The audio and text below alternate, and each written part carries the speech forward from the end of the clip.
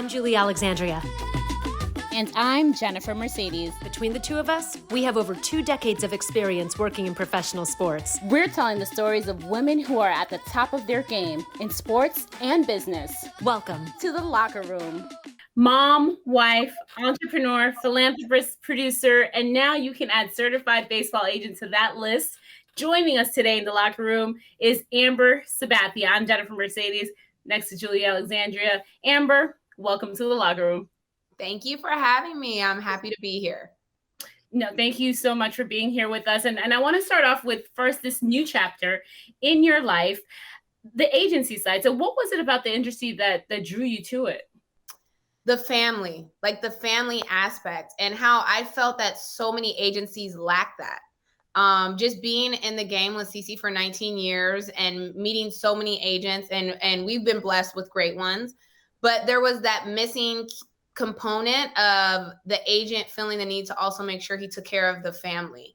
And to me, a great player, his job is to go and be the talent, and then off the field, you have to make sure the family is good.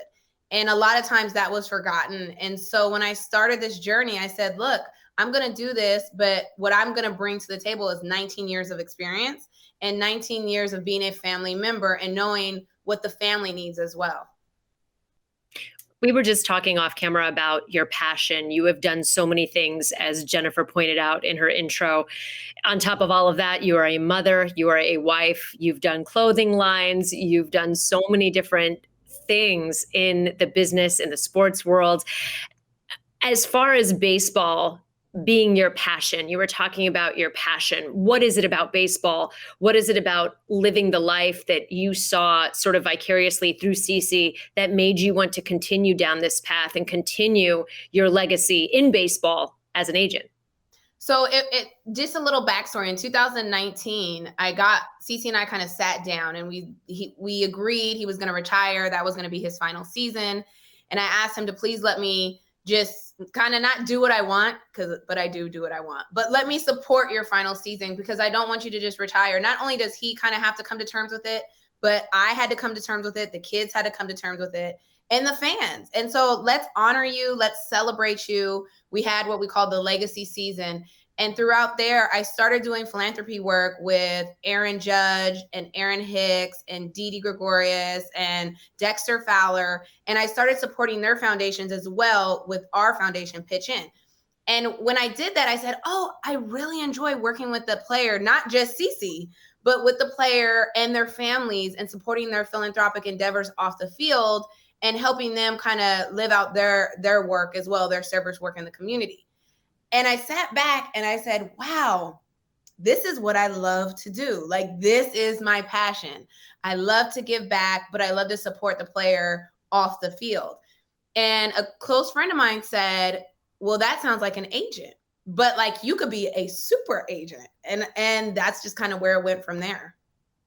Now, were you ever intimidated as far as this obviously we know that this is a very male dominated industry. And on top of that, there's not very many women. When there are women, there's not that many women of color. So was there ever a part of you that was intimidated by it?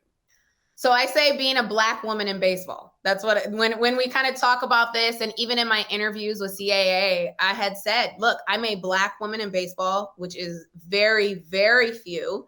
Front office, in the agent world. But what I bring to the table is not just being a Black woman in baseball. You're not just going to check your box. I'm an amazing agent and also a Black woman in baseball. So it's like, you're going to get two. You're going to get like that title, but then I'm going to bring all my expertise and what I bring to the table.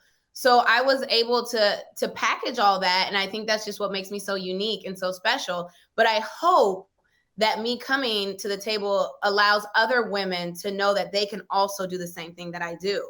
And I said this the other day to someone, I'm breaking these barriers that have been broken. I'm not the first woman of color in baseball. There are, a few, but I want to bring others with me. And I want to be that role model so girls coming up in sports know that there's a place for them here as well.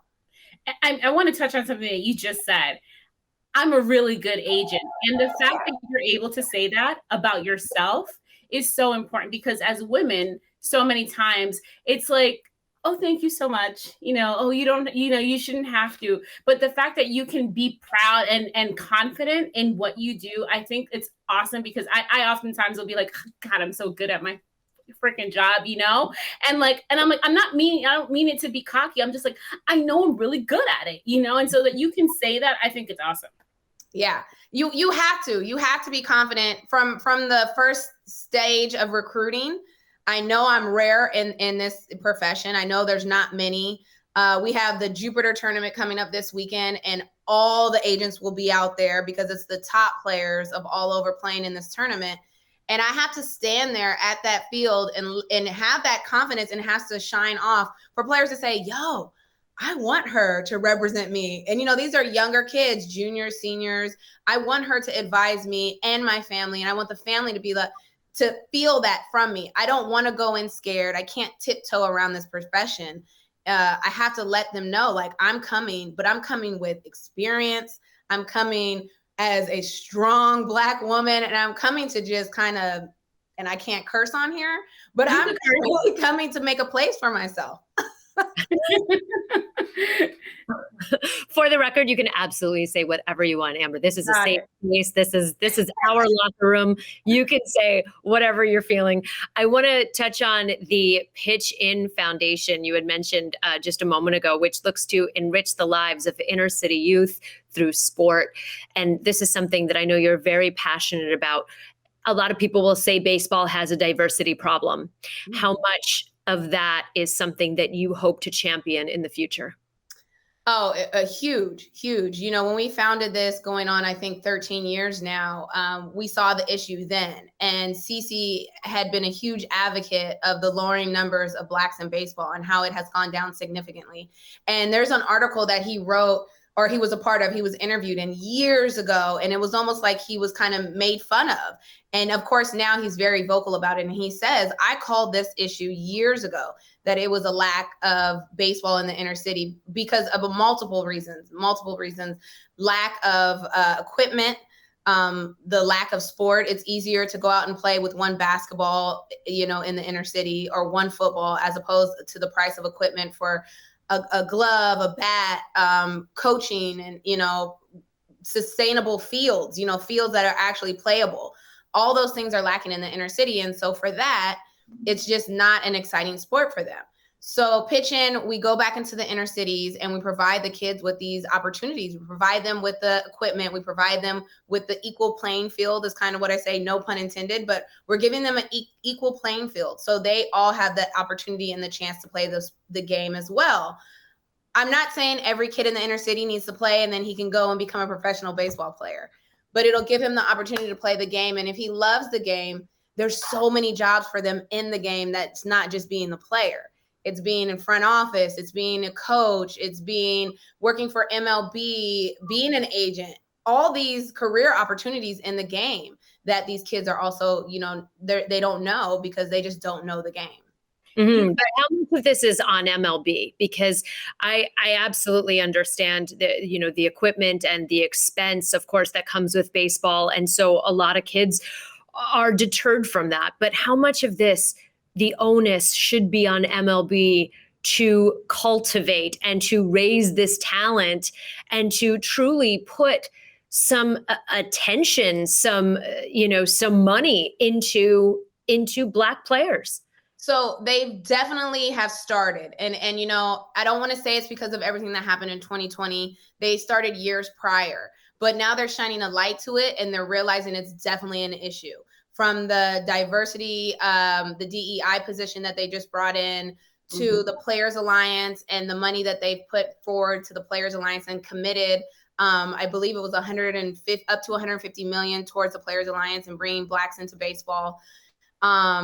The Breakthrough Series they have, where they put together teams and training camps and all those for kids from the inner city. So MLB is kind of taking the first step forward into supporting these programs and really allowing and giving the opportunity to kids from the inner city.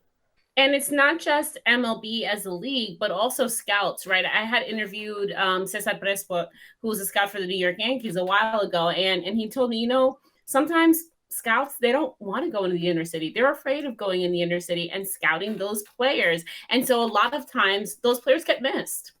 So I just actually met with PG, Perfect Game, which everybody knows in baseball, it's the pay to play aspect is what they think.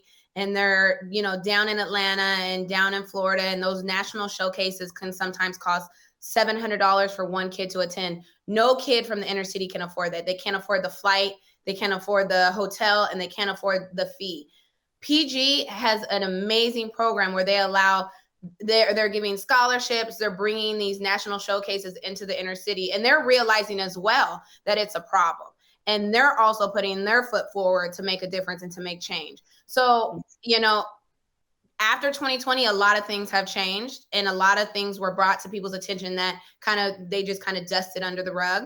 So now with programs like Perfect Game, like MLB Breakthrough Series, like Players Alliance, if all these groups continue to strive, that we could definitely make a difference in the inner city, and you'll see more Black kids playing the game of baseball and loving it. That's awesome. And I mean, it's funny because, we talk about 2020 and everything that happened in 2020. And Julie and I always talk about this, how there is not a better time to check off that when they ask you what race are you? Yes, you better be checking that black box, because I know for a time, you could have some fear and like, should I check it? Should I not? And now they're looking for you. And I do agree that MLB has been trying to take some steps forward. And it's good to hear that, Amber, about the scouting and the pay-to-play organizations, because, those kids, they don't always have the funds. They don't have the funds to participate. But what about the scouts? I mean, is anybody doing anything to cultivate Blacks in scouting? Because I think, again, representation matters. A kid sees a scout who understands him, who looks like him, who says, there's a friendly face in the crowd. Can we talk about this? I mean, that to me, it's like, it has to start on so many levels. It's, yes, of course, we got to hit the youth. And yes, of course, I heard about MLB having an initiative with Black Church and coming in and saying, okay, on Sundays after church, let's play some ball, let's have some games. And that's a way of introducing, of course, that's all wonderful. But also you talk about the D&I on every level, again, with the executives, when you have people in positions making those decisions who are predominantly white males, it's going to take longer for it to trickle down. Yeah, so I just attended the Turn 2 event last night. They were celebrating 25 years, Derek Jeter and Charlie Jeter.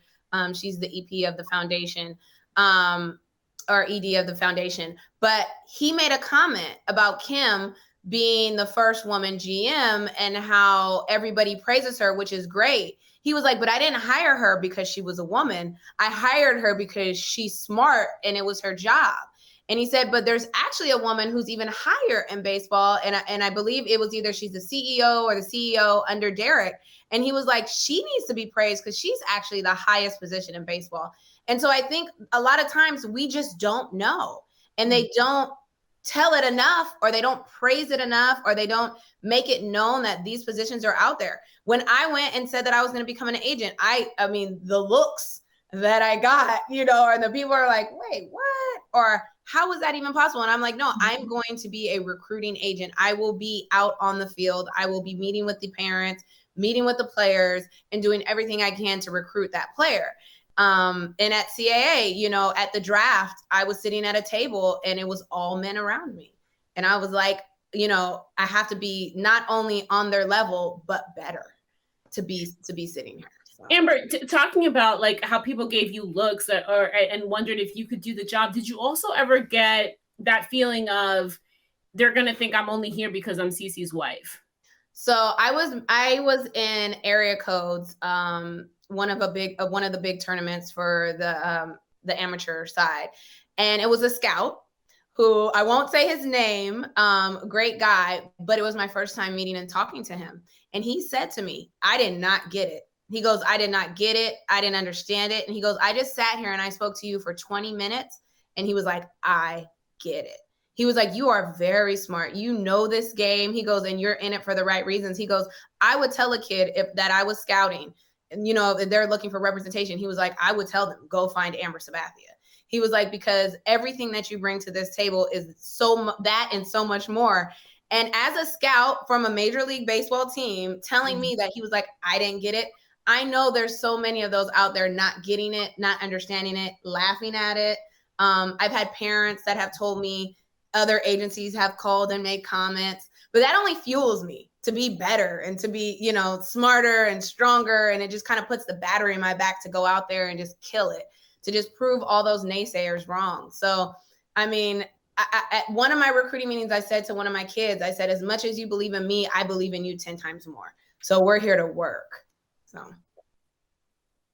I love that. See, that is, and not to like get sexist or whatever, but there is a certain female touch that, especially when you're dealing with youth and these young kids coming up, like you can't quantify that. There's no sabermetric for that. That is your experience, who you are, also factoring in that you're a mother and the fact that you're a female. Like, I just feel like if I was a kid, I would want you to be my agent. I'll go with Amber.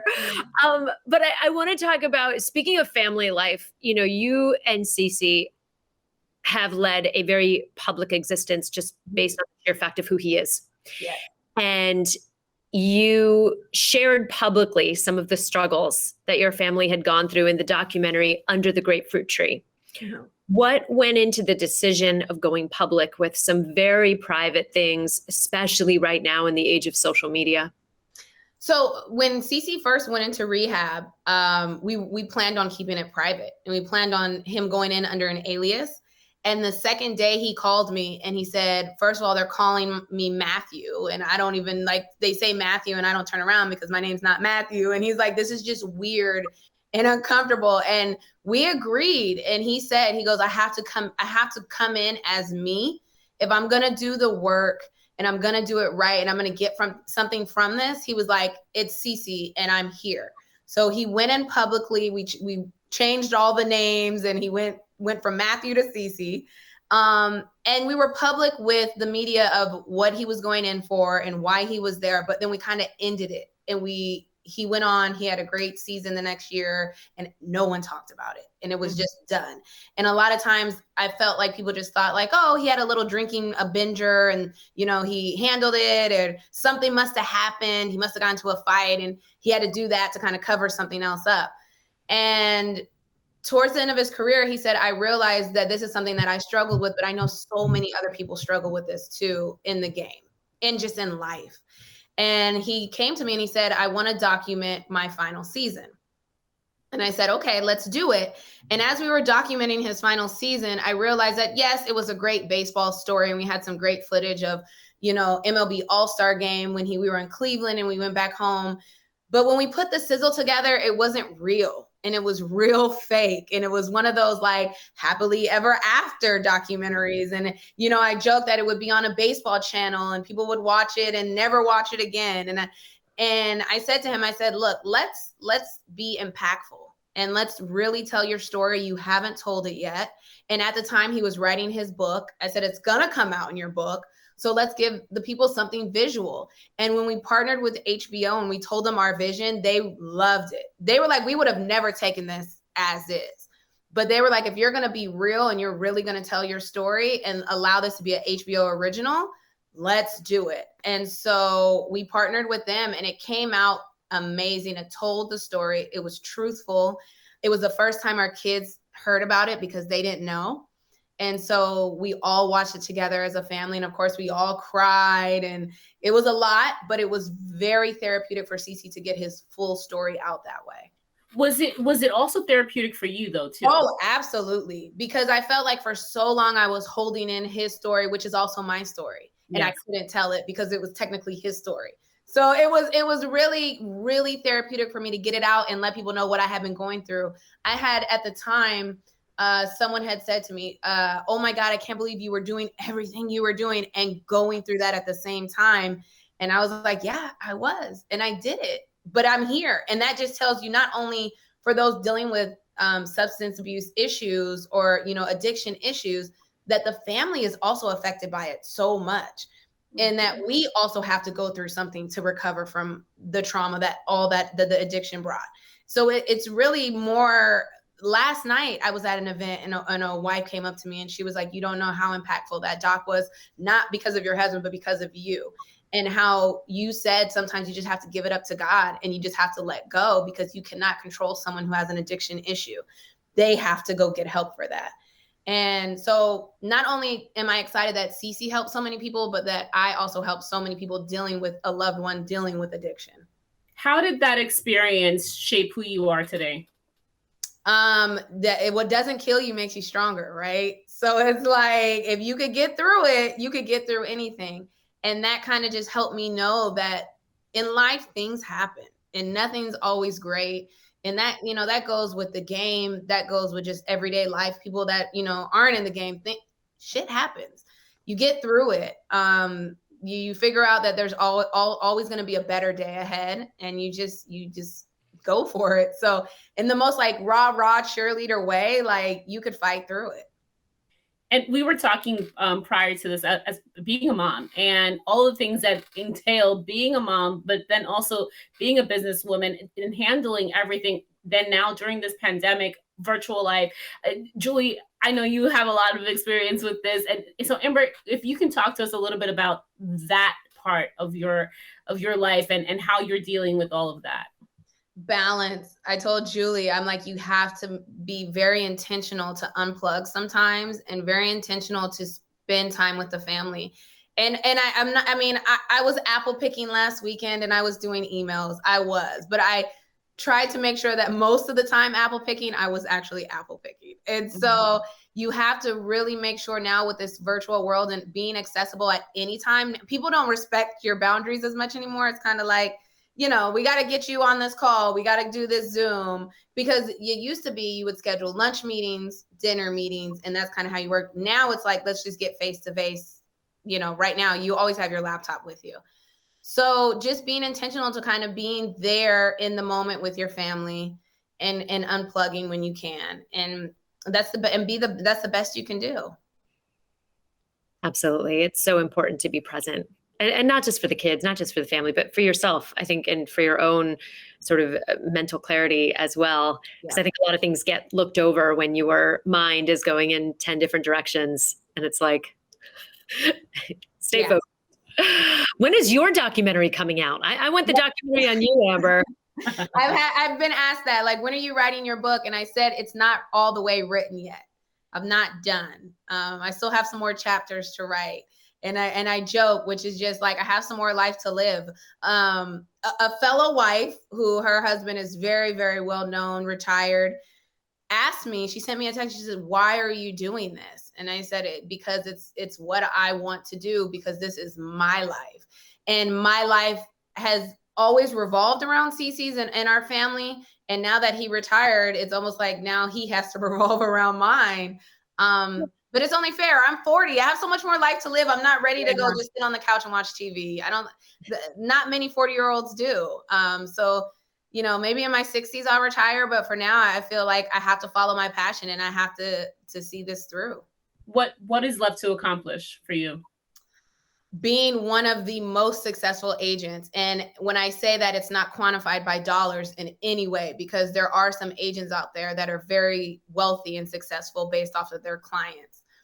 To me, being successful is going through a whole career with a player from beginning to end and doing everything I could do for that player, whether that career is 3 years or 10 years or 19, 20 like CC's. Being with that player the whole time and doing everything I can for them off the field. And that to me is success. So I'll start it off with dinner with anyone dead or alive. Oh, that's easy. So my fan girl, like, I will get up and scream and shout, is Michelle Obama. So I did a brunch fundraiser with her, and it was her and 40 women. And when I tell you, it was the most entertaining brunch that I have ever been to in my life. And she spoke the whole time. I mean, I was just like this, like soaking it all in. When she went on her book tour, I went to that. I'm just like such a fangirl of Michelle Obama. Send us the invite next time. Right. I actually feel like she is, I'm looking up to her as how she was kind of the stay-at-home mom. And she was still doing her thing while he was in office. And now she's doing her thing beyond now that he's out of office. And I just think the way she carries herself, the way she speaks, the way she speaks and it's relatable. It's so real. I feel like when she's having a conversation with 40 women or thousands of women, she still speaks the same. Absolutely. I love that she's gotten into the content creation game too. Yep. And the fact that they're going to start, developing series and shows and content. I love it. Yeah. Person, place, or experience that has changed your life. Oh, I mean, being a mom. So the experience of raising 4 children has definitely changed. C.C. jokes that I'm the most patient person ever. And patience is like the key to being a successful mom, in my career, in life, a wife, friend. It's patience. So I have to say becoming a mom and just going through that and raising another human has definitely changed me. Who was your favorite baseball player growing up? Okay, so I know this sounds crazy. And you guys are gonna be like, we knew she was gonna say this, but of course, C.C. Sabathia. But I say that because I really grew up with him. We met at 15 and I didn't even watch the game of baseball until I met him. I was not into baseball at all. And I grew up with him. I literally grew up in the game. So through that whole time, it was CC. Aww. I love that. You never hear about that anymore. Okay, I know you mentioned patience, but what would you say is your superpower? Networking. I am if networking was a job, and I guess it could be being an agent, I am a master networker. And it's funny because I always say God has put people in my path that I didn't even know I was networking. I have met people that I've had conversations with that were just friendly, great conversations. Cece says I would talk to anybody. He jokes all the time. And I will. And when I'm having those conversations, they're real and authentic. And then they become great relationships that become great networking connections, not knowing at the time that I'm just having a great conversation with somebody. And so that's my superpower. If you have somebody that you're who is the best person that you could put in any room and can talk to anybody, that would be me. You're so amazing, Amber. I think one of your other superpowers is that you just generate great energy. And since I've been covering you and the PitCCh In Foundation, you just always have emanated just such positive energy. And I think that's really important when people are around you, you're just more happy. So why be sad? I just don't get it. I just want to be happy. Yesterday I was at the event in the bathroom and a woman says to me, she comes up to me, she goes, "You're just so happy." I don't know her. And I don't know if that's what the energy that was coming off of me was happiness, but it's too blessed to be stressed. I don't know. I just be happy. I want to thank you for your existence because as much as, crappy stuff has been going on, there's always a light at the end of the tunnel. And I feel like you're part of that light. Thank you. Thank you so much, you guys. I enjoyed this. This was awesome. Awesome. Thank you so much. And that's a wrap for Locker Room Talk. For Julie Alexandria, I'm Jennifer Mercedes. Catch us on the next one. Bye, guys. I think perspectives and where you come from and what your experiences are and how you see the world can often affect what your opinion is, right? That's a fact. So if your opinion is this because you came from here and you've experienced this and mine is over here, then maybe neither one of us is wrong or right. It's just our opinion. And we don't necessarily have to move each other off of that. But trolls don't participate in that.